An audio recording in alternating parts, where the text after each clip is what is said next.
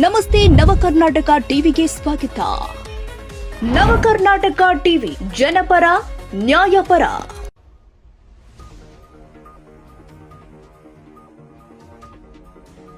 Hemavathi express canal link ಕಾಮಗಾರಿಗೆ ಮೊದಲಿನಿಂದಲೂ ನಾನು ವಿರೋಧವನ್ನ ಮಾಡ್ತಾ ಇದ್ದೇನೆ. ಆದರೆ ಆಡಳಿತ ಪಕ್ಷ ಇರೋದ್ರಿಂದ ನಾನು ಯಾವುದೇ ಪ್ರತಿಭಟನೆಯಲ್ಲಿ ಭಾಗವಹಿಸ್ತಾ ಇಲ್ಲ.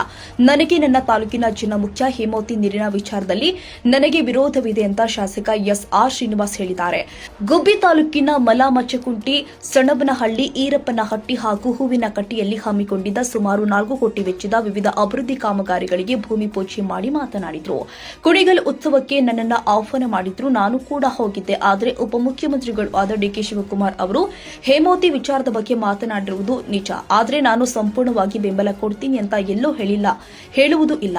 ಡಿಕೆ ಶಿವಕುಮಾರ್ ಅವರು ಈ ವಿಚಾರ ಯಾಕೆ ಹೇಳಿದ್ರು ನನಗಂತೂ ಗೊತ್ತಿಲ್ಲ. ಆದರೆ ನನ್ನ ತಾಲೂಕಿನ ರೈತರ ಹಿತ ಕಾಪಾಡುವ ಉದ್ದೇಶದಿಂದಾಗಿ ನಾನು ಕೂಡ ಹೇಮಾವತಿ ಲಿಂಕ್ ಕೆನಾಲ್ ಕಾಮಗಾರಿಗೆ ವಿರೋಧವನ್ನ ಮಾಡ್ತೀನಿ ಎಂದಿದ್ದಾರೆ.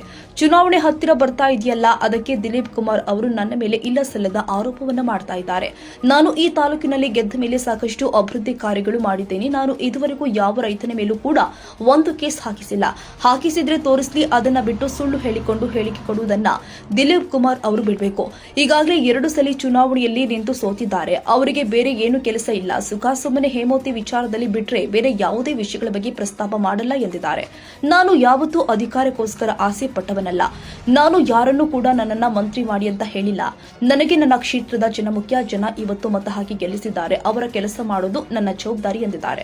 ಡಿಕೆ ಶಿವಕುಮಾರ್ ಅವರನ್ನ ಸಿಎಂ ಮಾಡೋದು ಬಿಡೋದು ಹೈಕಮಾಂಡ್ ಬಿಟ್ಟ ವಿಚಾರ. ಆದ್ರೆ ನಾನು ಯಾರ ಹತ್ರನೂ ಹೋಗಿ ನನ್ನನ್ನು ಮಂತ್ರಿ ಮಾಡುವಂತ ಇದುವರೆಗೂ ನನ್ನ ಲೈಫಲ್ಲಿ ಕೇಳಿಲ್ಲ.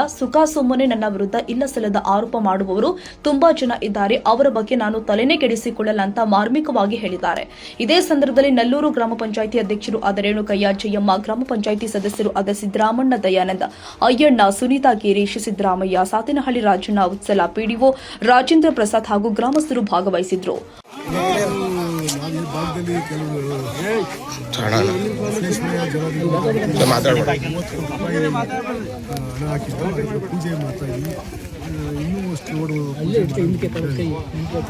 ಇವತ್ತು ನಾವು ಜೂಲೈ ಪಾಳ್ಯದೊಂದು ರೋಡು, ಆಮೇಲೆ ಕುರುಬು ಪಾಳ್ಯದೊಂದು ರೋಡು, ಇದೊಂದು ರೋಡು 30 ಲಕ್ಷ. ಮತ್ತು ಹೂವಿನಕಟ್ಟೆಯಿಂದ ಹೂವಿನಕಟ್ಟೆ ಗುಡ್ಡದ ರಂಗನಾಥ ಸ್ವಾಮಿ ದೇವಸ್ಥಾನಕ್ಕೆ ಮತ್ತು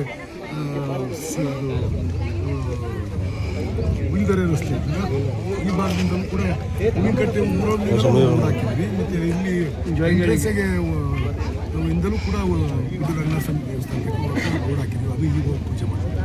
ಮೊನ್ನೆ ಕುಣಿಗಲ್ ಉತ್ಸವದಲ್ಲಿ ಡಿಕೆ ಶಿವಕುಮಾರ್ ಹೇಮಾವತಿ ವಿಚಾರವಾಗಿ ವಾಸಣ್ಣ ಸಂಪೂರ್ಣ ಸಹಕಾರ ಕೊಟ್ಟಿದ್ದಾರೆ ಅಂತ ಹೇಳ್ತಾರೆ. ಈ ಹೇಳಿಕೆಯಾಗಿ ಡಿಕೆ ಶಿವಕುಮಾರ್ ಏನು ಹೇಳ್ತಾರೆ ಅವ್ರು ಯಾಕೆ ಹೇಳಿದ್ರು, ಯಾರು ದೇಶ ಇಟ್ಕೊಂಡಿದ್ದಾರೆ ಗೊತ್ತಿಲ್ಲ. ನಾನು ತಾಲೂಕಿನ ವಿಚಾರ ಬಂದಂಥ ಸಂದರ್ಭದಲ್ಲಿ ದಿಲೀಪ್ ಹೇಳ್ತಾರೋ ಮತ್ತೊಬ್ಬ ಹೇಳ್ತಾರೋ ಯಾವ್ಯಾವ ಹೆಂಗೆ ಹೇಳ್ಕೊತಾರೋ ಅವ್ರ ಇಚ್ಛೆ ಅನುಸಾರವಾಗಿ ಅವ್ರು ಹೇಳ್ತಾರೆ. ಅವರು ಇಲ್ಲಿ ಎಲೆಕ್ಷನ್ಗೆ 2 ಸಲ ನಿಲ್ಲಿಸ್ಕೊತಾರೆ.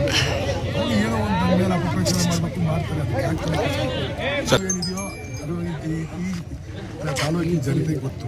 ನಾನು MLA ಆದಾಗ ಯಾವ್ಯಾವ ಕೆರೆಗೆ ನೀರು ಹೋಗ್ತಿದ್ದು ಅಂತ ಅವ್ರಿಗೆ ಗೊತ್ತೈತಾ? ಹೋಲಿ ಎಷ್ಟು ಕೆರೆ ಹೋಗಿದ್ದು, ಎಷ್ಟು ಕೆರೆಗೆ ಬಿಡಿಸಿದ್ದೀವಿ, ಎಷ್ಟು ಕೆರೆ ಅದು ಅವಾಗ ಎಷ್ಟಾಗಿ ಆದಾಗಿತ್ತು ನೀರು. 1200 ಅಡಿ 400 ಅಡಿ ಕೊಡಿತಿದ್ದು. ಈಗ ಈ ಸರಿ 150-200 ಬೋರ್ ಕೊಡ್ಸಿದ್ದೀನಿ.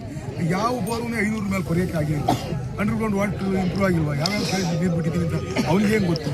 ಇಲ್ಲೆಲ್ಲಿ ಯಾವ್ಯಾವ ಕೆರೆಗೆ ನೀರು ಬರುತ್ತೆ ತೂಬೆಲ್ಲವೇ ಅಂತ ಗೊತ್ತಾಯ್ತು ಅವನಿಗೆ. ಏನೋ ಹೇಳ್ಕೊಂತಾರೆ, ಚಟಕ್ಕೆ ಬಂದವರೇ ಹೇಳ್ಕೊಂತಾರೆ. ಈಗ ಗೊತ್ತಾಯ್ತಲ್ಲ ಎಲೆಕ್ಷನ್ ಇನ್ನೂ 2 ವರ್ಷ ಐತಲ್ವಾ, ಬರ್ತಾರೆ, ಅದು ಮುಗಿಸ್ಕೊಂಡು ಹೋಗ್ತಾರೆ. ಅಧಿಕಾರ ಯಾರು ಮಂತ್ರಿ ಕೇಳಿದ್ದೀನಿ? ಯಾವನಾರು ಮಂತ್ರಿ ಕೇಳಿದ್ದಾರೆ? ಮಾಡಿದ್ದಾರೆ. ಯಾರು ಮಂತ್ರಿ ಮಾಡಿದ್ದಾರೆ? ಯಾರನ್ನು ಕೇಳಿರಲ್ಲ. ನನಗೆ ಈ ಭಾಗದ ಜನ ನನಗೆ ಆಶೀರ್ವಾದ ಮಾಡಿದ್ರೆ ಎಲ್ಲಿ ತನಕ ಜನ ಆಶೀರ್ವಾದ ಮಾಡ್ತಾರೆ ಅಲ್ಲಿ ತನಕ ಅವ್ರ ಗುಣ ಕೆಲಸ ಮಾಡ್ತೀನಿ. ನಾನು ಆಗೋದಕ್ಕೆ ಮೊದಲು ಎಲ್ಲಿ ಹೆಂಗಿತ್ತು, ನೀರಿಗೆ ಎಷ್ಟು ಹೋರಾಟ ಜನ ಈಗ ಹೆಂಗವ್ರೆ ಅನ್ನೋದು ನೀವೇ ನೋಡಿದ್ರೆ ಗೊತ್ತಾಗುತ್ತೆ. ಯಾರು ಹಿರಿಯರು ಇರ್ತಾರೋ ಅವ್ರಿಗೆ ಗೊತ್ತಿರುತ್ತೆ. ರೈತರ ಮೇಲೆ ಬೇಕು ಅಂತ ನಾನು ಯಾಕೆ ಕೇಸ್ ಹಾಕ್ಸಪ್ಪ? ನನ್ನ ಜೀವನದಲ್ಲಿ ನಾನು ಪೊಲೀಸ್ ಸ್ಟೇಷನ್ಗೆ ಫೋನ್ ಮಾಡಿದರೆ ಯಾರೇ ಕಿತ್ತಾಡ್ಕೊಂಡು ಹೋದ್ರೂ ನನಗೆ ಆಗದವ್ರು ಬಂದ್ರೂ ಕೇಸ್ ಹಾಕ್ಬೇಡಪ್ಪ, ರಾಜಿ ಮಾಡಿ ಕಳಿಸಿ ಅಂತ ಹೇಳ್ತೀನಿ. ಇದು ಪೊಲೀಸ್ನವ್ರ ಮೇಲೆಲ್ಲ ಇವರು ದೌರ್ಜನ್ಯ ಮಾಡಿದಾಗ ಹಾಕಿರ್ತಾರೆ. ಅದಕ್ಕೆ ರೈತರ ಮೇಲೆ ಹಾಕಿರ್ತಾರೆ. ಯಾರ ಮೇಲೆ ಹಾಕಿರೋ ಅದ್ರ ಬಗ್ಗೆ ನನಗೆ ಏನೂ ಐಡಿಯಾ ಇಲ್ಲ. ಮೋಹನ್ MN ಕೋಟೆ, ನವಕರ್ನಾಟಕ ಟಿವಿ. ನೀವಿನ್ನ ನಮ್ಮ ಚಾನೆಲ್ ಸಬ್ಸ್ಕ್ರೈಬ್ ಮಾಡಿಲ್ಲ ಅಂದ್ರೆ ಈ ಕೂಡಲೇ ಲೈಕ್ ಮಾಡಿ, ಶೇರ್ ಮಾಡಿ, ಸಬ್ಸ್ಕ್ರೈಬ್ ಮಾಡಿ. ತಪ್ಪದೆ ಬೆಲ್ ಐಕಾನ್ ಕ್ಲಿಕ್ ಮಾಡಿ.